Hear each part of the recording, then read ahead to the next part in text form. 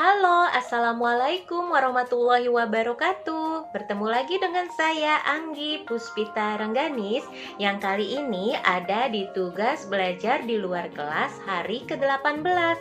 Dan untuk video kali ini, saya akan memberikan jawaban-jawaban atas pertanyaan mengenai kurikulum baca ke-6. Kita mulai pertanyaan yang bagian A, yaitu pertanyaan mengenai tahap awal. Pertanyaan nomor 1, apa pengertian tahap awal? Tahap awal adalah tahap di mana motivator atau calon motivator sudah memperlihatkan simbol huruf, kata, kalimat kepada anak dengan menggunakan modul Bimba yang sudah tersusun secara bertahap, secara sistematis, secara menarik, dan tentunya mudah untuk digunakan. Lalu pertanyaan kedua, apa pengertian dari huruf simbol? Huruf simbol adalah huruf-huruf yang diucapkan dengan memperlihatkan bentuk-bentuk simbol-simbolnya atau simbol hurufnya. Lalu pertanyaan yang ketiga, tahap awal disebut juga dengan tahap apa? Tahap awal disebut juga dengan tahap simbol. Lalu pertanyaan yang keempat, apa tujuan adanya tahap awal? Tujuannya ada dua, yaitu tujuan utama dan tujuan khusus. Tujuan utamanya adalah anak dapat menyukai kegiatan bermain dalam huruf simbol ini. Lalu tujuan khususnya, anak dapat terampil mengenal huruf-huruf simbol. Lalu yang kelima, materi apa yang termasuk ke dalam tahap awal? Materi yang termasuk ke dalam tahap awal ini adalah dimulai dari materi HS A-I-U-E-O atau huruf simbol A-I-U-E-O sampai dengan B12 atau baca ke-12. Di dalamnya juga kita mulai dari huruf simbol A-I-U-E-O, lalu setelah itu ada materi atau modul B1A dengan materinya 4 HVK, dan juga ada pengenalan BDG, KMP, SY. Lalu ada juga modul baca B1B, di dalamnya ada 4 HVS dan pengenalan huruf JLN, TRC. Lalu ada juga B1C, modul B1C nanti ada pengenalan huruf baru yaitu F, H, X, dan W. Lalu dilanjutkan juga ada B1D, ada B1E juga, dan juga baca 2. Lalu pertanyaan yang keenam, bagaimana cara penyampaian motivator dalam tahap awal? Penyampaiannya adalah dengan cara mengajak anak untuk ikut berperan aktif tentunya ke dalam kegiatan Bimba, terutama dalam kegiatan tahap awal ini. Lalu dilakukan juga secara berulang-ulang gitu. Kenapa harus berulang-ulang? Karena agar anak dapat terampil dan semakin diulang akan semakin bisa dan semakin mampu gitu. Lalu tentunya semua itu dilakukan dan diperkenalkan kepada anak tentunya harus dengan cara yang menyenangkan. Nah, itu pertanyaan mengenai tahap awal. Lalu ada pertanyaan yang bagian B, yaitu pertanyaan mengenai HSAIUEO atau huruf simbol AIUEO. Pertanyaan yang pertama, apa pengertian dari HSAIUEO? HSAIUEO atau huruf simbol AIUEO adalah simbol huruf pertama yang kita kenalkan. Kenapa? Karena AIUEO adalah merupakan huruf vokal yang ada dan pasti ada di setiap kata apapun. Lalu pertanyaan yang kedua, apa syarat sebelum mengenalkan HSAIUEO? Syaratnya adalah anak mampu mengucapkan bunyi HVAIUEO.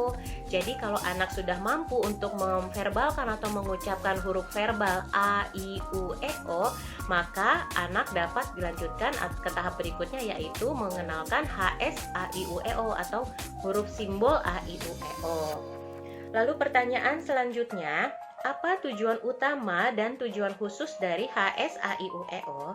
Tujuan utamanya adalah anak dapat menyukai, tertarik dengan kegiatan bermain huruf simbol AIUEO ini.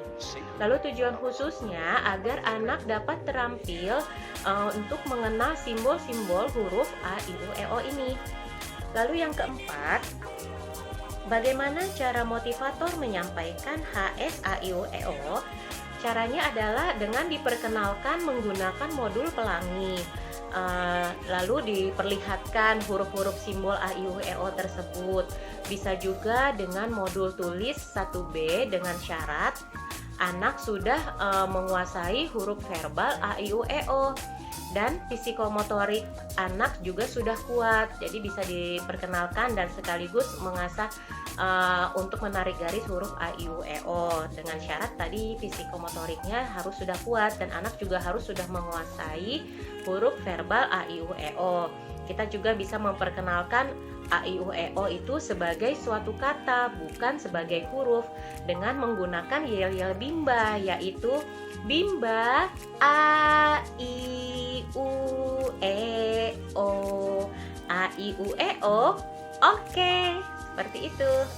Lalu pertanyaan yang kelima, bagaimana cara motivator mengevaluasi HSAIUEO? Cara mengevaluasinya adalah apakah sudah terpenuhi tujuannya, yaitu ada tujuan utama dan tujuan khususnya.